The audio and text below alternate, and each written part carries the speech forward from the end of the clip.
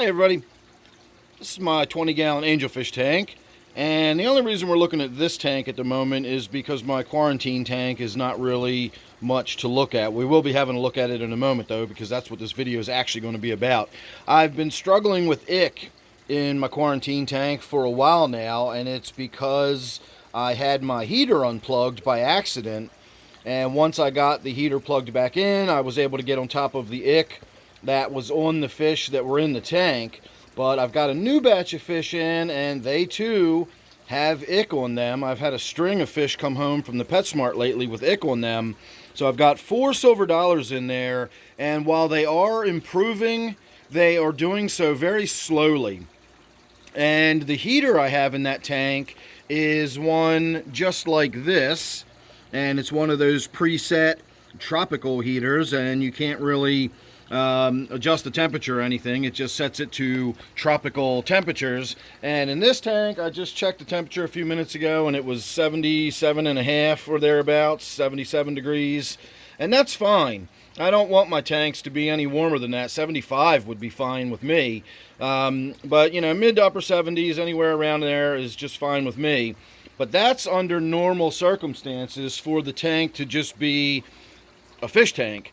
When you've got a quarantine tank and you're trying to deal with ick, and the temperature apparently is as important as it is, then those mid to upper 70s temperatures simply don't cut it. I really need to get this temperature up at least to 80, maybe 81, 82 degrees even. I've got an air stone in there now, so 82 degrees would still be a safe temperature. Once you get above about 81, I would really highly recommend putting an air stone in the tank at that point. Warmer water holds less oxygen, and when you start getting into those temperatures above 80 degrees, you really start pushing the oxygen out of the water. So by having an air stone in there, you allow for maximum gas exchange, and you keep the water as oxygenated as possible once you start getting into those warmer temperatures. So this tank sits really close to the floor. It's right by the doorway where the the stairs are, and the Bilko doors from outside, so the cooler air that comes in comes right across and past this fish tank. So even with that little heater in there, and you can see the lights on, and it's working its little butt off trying to keep this tank warm, and it's doing so just fine, you know, in the sense of keeping it at reasonable tropical temperatures. We're at 78 degrees, 77.9 degrees, and that would be fine, except I need to get the tank warmer than that, and this heater just can't cut it. I just can't get it any warmer. And I think that heater is a 50-watt heater. So what I've done is I bought one of these free C heaters. I've got 2 of these now. I've got one in my 55 that I believe is a 200-watt, and then I've got the 100-watt in my open-topped office tank, and this is a 75-watt. I like them because I can adjust the temperature from outside the tank. It's got a push-button remote adjuster on the plug, so I don't have to get my hands wet.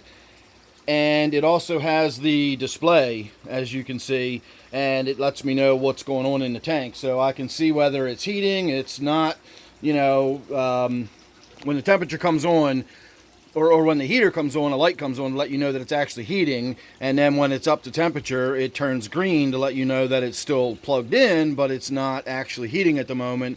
And then, of course, it displays the temperature for you, so you always know what's going on. So I do know that it is a low budget. I paid for it, so I know how much it cost. There's a reason I bought it, is because it's a low budget, and I'm on a budget, and so I have to buy these low budget products. I am aware there are expensive, high dollar, really nice swanky equipment out there. Every time I show any new equipment that I buy, it's invariably going to be some low budget equipment, and invariably I'll get a string of people telling me, oh, I should go out and buy this, that, or the other thing, that are all, you know, if I could afford $70 or $80 aquarium heaters, I would. That would be great. Actually, I wouldn't, because that's a stupid waste of money to spend that much money on an aquarium heater. But I get it. Yes, I know there's other aquarium heaters out there. I buy the budget aquarium heaters for a reason. I'm on a budget, so you can, you know, you don't have to waste your time telling me about all the expensive heaters out there that I could be buying for my quarantine tank here. So that's all we've really got going on today. I'm not going to be doing anything else around the fish room. I just wanted to give everybody an update. We are still battling the ick that's in my quarantine tank. We are on top of it, and the fish are getting better, but just a little too slowly for my taste. So now that we've got the heater, we're going to get those temperatures up into the low 80s, and I think within the next few days we'll see some drastic improvement in the fish. So make sure you're subscribed, and you won't miss that or anything else I got coming up. You never know what it's going to be. I need to get in and do some gardening in this tank and thin out some of those plants. I just did a bunch of work on this tank, but I will be getting into my native tank and doing some work in that one. And there is my other heater that's of the same brand, and again, not really had any issues with them, so I'm quite happy with them. I'll go ahead and put a link down below. Again, the one I got for my quarantine tank is only a 75 watt model, and it should do just fine for my purposes. So again, make sure you're subscribed, that way you won't miss anything I got coming up. You never know what it's going to be with me. And I will leave you here with one last look at my gourami tank. So thanks again for watching. I'll see you real soon in the next one.